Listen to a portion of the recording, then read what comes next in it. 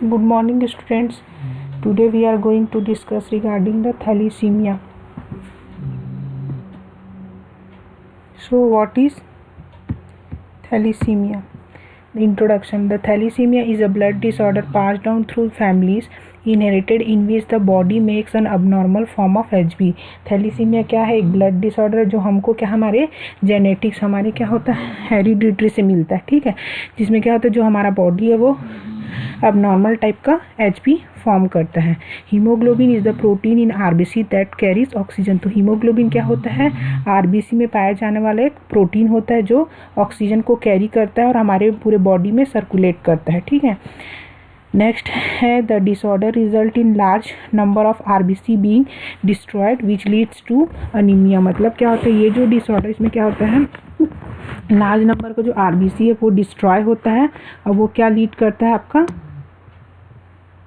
Anaemia lead करता है, ठीक है। नेक्स्ट है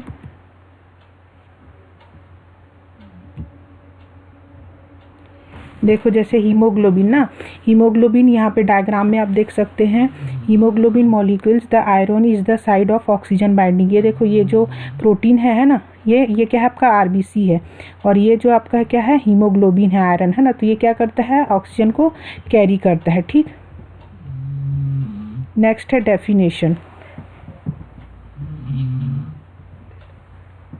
Thalassemia is an autosomal recessive genetic disorder that is result in inadequate normal HB production whereas IDA affect hemostasis of globin। मतलब thalassemia क्या होता है खुद का मतलब ऑटोसोमल मतलब हमारा ही बॉडी है ना, हमारा जो इम्यून सिस्टम है, तो वो जेनेटिक डिसऑर्डर होता है जिसकी वजह से क्या होता है एडिक्वेट नॉर्मल HB का प्रोडक्शन होता है, बट जो हमारा ही इम्यून है वो प्रॉपर तरीके से उसको सिंथेसाइज नहीं कर पाता है, ठीक है।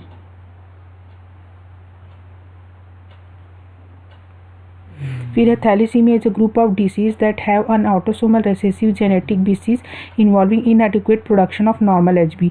मतलब ये है ऑटोसोमल मतलब हमारा ही बॉडी हमारे जीन से क्या करता है रिसीव करता है, क्या रिसीव करता है इनएडिक्वेट प्रोडक्शन ऑफ नॉर्मल HB।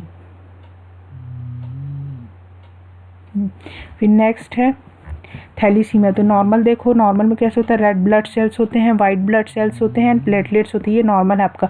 लेकिन अगर पेशेंट को क्या होता है थैलीसीमिया होता है तो देखो जो रेड ब्लड सेल का क्या होता है ओवल शेप का होता है ना, राउंड शेप का होता है। तो यहाँ पे देखो क्या है स्क्वायर शेप का है, वाइट ब्लड सेल नॉर्मल है, प्लेटलेट्स भी नॉर्मल है, लेकिन आरबीसी के स्ट्रक्चर में प्रॉब्लम है, डिफेक्ट है। फिर किसका क्या क्या कॉजेस हो सकता है? HB is made of 2 protein, 2 protein होते हैं alpha globin and beta globin, है ना। तो thalassaemia occur when there is an defect in a gene that helps in control production of one of this protein. मतलब thalassaemia में क्या होता है जो हमारा जीन होता है ना, वो क्या करता है जीन में ही डिफेक्ट रहता है जो उसको हेल्प करता है। ये 2 प्रोटीन जो होती है अल्फा ग्लोबिन और बीटा ग्लोबिन जो प्रोटीन होती है उसको बनाने में जो जीन्स हेल्प करता है उसी में ही डिफेक्ट होता है। इसकी वजह से प्रॉपर तरीके से HB का क्या होता है हीमोग्लोबिन जो प्रोटीन है उसकी फॉर्मेशन नहीं हो पाती है। फिर क्या क्या रिस्क फैक्टर है? तो इसमें आएगा फैमिली हिस्ट्री ऑफ डिसऑर्डर, जिसमें क्या क्या आएगा फैमिली हिस्ट्री बताया ना जेनेटिक होता है और ये मोस्टली किस में देखा जाता है एशियन में, चाइनीज़ में, है ना, और मेडिटेरियंस में और अफ्रीकन में देखा जाता है, ठीक है मोस्टली। फिर कितने टाइप्स के होते हैं? तो ये 2 टाइप्स के होते हैं अल्फ़ा थैलीसीमिया। फर्स्ट आपका अल्फ़ा थैलीसीमिया जो ज़्यादा कॉमन है। तो व्हेन अ जीन और genes related to alpha globin protein are missing और चेंज, जब जीन और जीन से जो रिलेटेड अल्फा ग्लोबिन होते हैं वही प्रोटीन अगर मिसिंग होगी और चेंज होंगे तो प्रॉपर तरीके से फॉर्मेशन नहीं हो पाएगा, है ना। नेक्स्ट है alpha globin change are absent reduced in this type of thalassaemia. Alpha globin या तो एब्सेंट रहेगा या फिर उसमें उसके जो नंबर्स है उसमें कमी होती है, तो इससे होता है अल्फा थैलीसीमिया। फिर अल्फा ट्रेट हिटेरोजीनियस स्टेट होता है asymptomatic in about 30% of African American. मतलब 30% लोगों में ये असिम्प्टोमेटिक मतलब बिना सिम्टम्स के होते हैं। फिर है thalassaemia alpha thalassaemia occur more often in people from South East Asia, Middle East, China and those of African descents, इसमें ज़्यादा देखा जाता है। नेक्स्ट है आपका बीटा थैलीसीमिया। तो जब बीटा मतलब when similar gene defect affect the production of beta globin. जैसे अल्फ़ा में जब अल्फ़ा का जीन जो बनाता है, जो अल्फ़ा प्रोटीन बनाता है, उसी जीन में डिफेक्ट होता है तो अल्फ़ा ग्लोबिन प्रोटीन मतलब अल्फ़ा थैलेसीमिया होता है, वैसे बीटा में भी होता है। तो beta globin chains are absent और reduced in this type of thalassemia, या तो एब्सेंट रहेगा या फिर नंबर्स में रिड्यूस रहेगा। ये मोस्टली कब ऑकर होता है? मेडिटेरियन ओरिजिन में ज़्यादा होता है, चाइनीज़ में ज़्यादा देखा जाता है। फिर देखो यहाँ पे बताएगा अल्फ़ा थैलेसीमिया और बीटा थैलेसीमिया दोनों मिला के थैलेसीमिया आपका कॉज करते हैं, है ना। फिर बी है both alpha and beta involve different सब टाइप्स, मतलब उन लोग का भी सब टाइप्स होता है। तो इसमें फर्स्ट होगा थैलेसीमिया मेजर, है ना। तो ये डेवलप होता है इनहेरिटेड जीन और defected from the both parent, मतलब अगर दोनों पेरेंट्स में के जीन में डिफेक्ट होता है तो थैलेसीमिया मेजर होता है, ठीक है। तो a homozygous person has 2 thalassaemic genes causing a severe condition known as thalassaemia major. अगर होमोजाइगस मतलब सेम क्राइटेरिया के जो पर्सन होते हैं ना, अगर उसमें जीन में अगर कोई 2 थैलेसीमिक जीन में डिफेक्ट होता है तो वो थैलेसीमिया मेजर कहलाता है, ठीक। फिर beta thalassaemia major is also called as Cooley's anaemia, इसको और हम लोग क्या बोल सकते हैं? कोलीज एनीमिया। नेक्स्ट है आपका थैलेसीमिया माइनर। तो दूसरा टाइप है थैलेसीमिया माइनर। इसमें क्या होता है? It is include the receiving of faulty gene from the only one parents, मतलब उसमें क्या होता है दोनों पेरेंट्स में से हम लोग को डिफेक्टेड जीन्स मिलता है, बट थैलेसीमिया माइनर में सिर्फ एक पेरेंट से हम लोग को क्या मिलता है? फॉल्टी और डिफेक्टेड जीन्स मिलता है। Those who inherited just once beta gene have thalassaemia minor also called the thalassaemia trait the carries state of thalassaemia, ठीक है। नेक्स्ट है आपका a person who is heterogeneous has 1 thalassaemic genes and 1 normal genes and is said to have a thalassemia minor or thalassaemic trait which is mild from a disease। ये देखा गया है कि जो हेटेरोजीनियस मतलब डिफरेंट जो होते हैं, है ना, थैलेसीमिक जीन्स होते हैं एक, और इसमें एक नॉर्मल जीन्स होता है, तो वो क्या कर सकता है? थैलेसीमिया माइनर कॉज कर सकता है। तो जैसे देखिए आप डायग्राम में देख सकते हो, a parent with thalassaemic minor, a parent with thalassaemia minor. तो इसमें क्या होगा? थैलेसीमिया मेजर हो सकता है अगर दोनों साइड से होगा, है ना, दोनों पेरेंट्स में, तो थैलेसीमिया मेजर हो सकता है, थैलेसीमिया माइनर हो सकता है, ठीक है। और एक में है तो थैलेसीमिया माइनर होता है। नेक्स्ट है आपका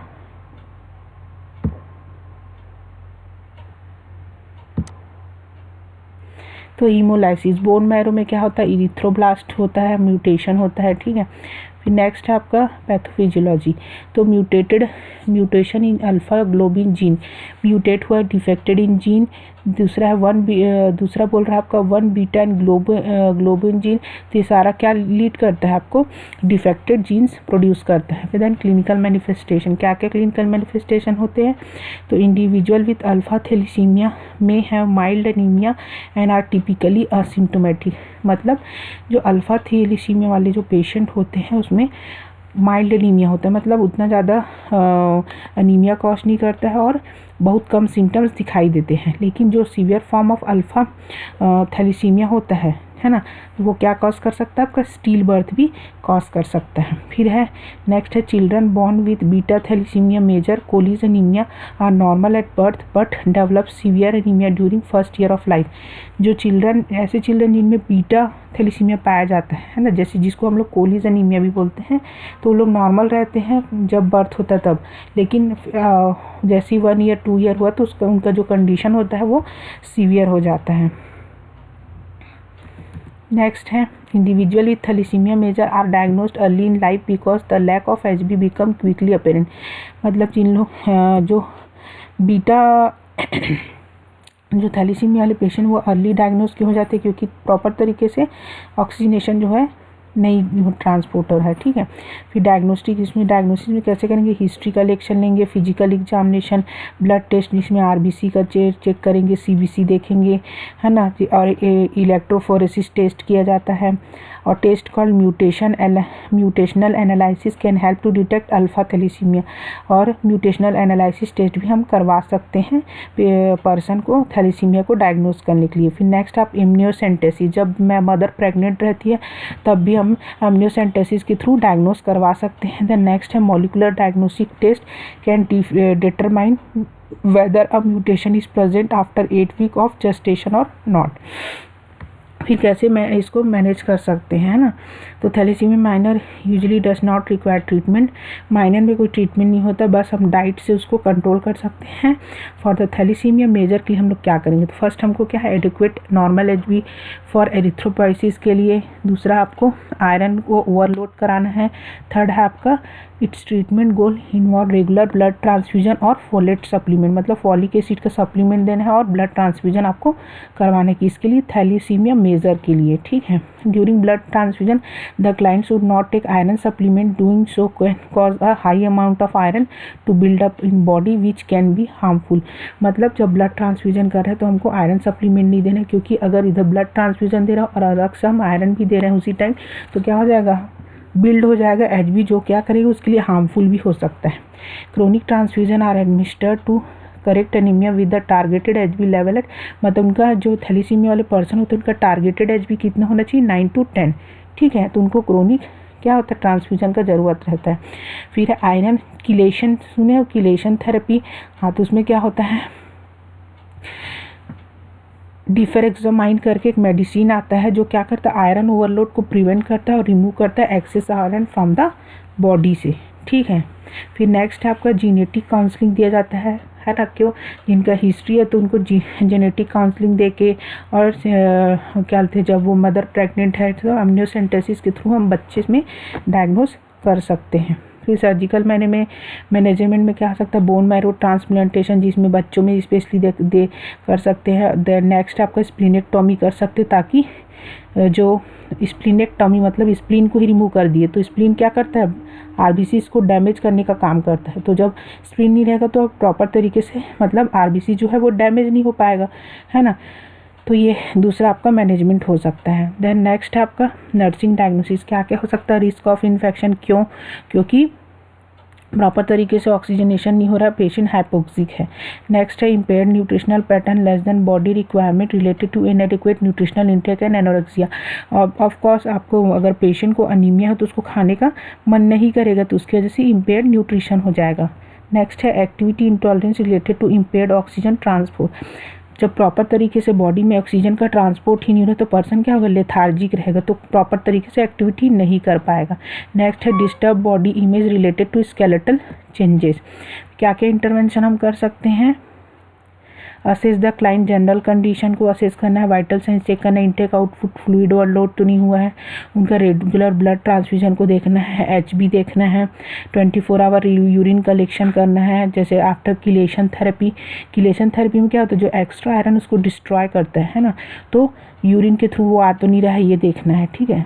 तो हमने आज क्या पढ़ा है थैलेसीमिया के बारे में, जिसमें क्या होता है डिफेक्टेड आपका अल्फा और बीटा ग्लोबिन जो प्रोटीन बनता है ना, आरबीसी में जो प्रोटीन जो होता है जो एचबी वो डिफेक्टेड होता है, जिसकी वजह से प्रॉपर तरीके से ऑक्सीजनेशन पर्सन को नहीं मिल पाता है।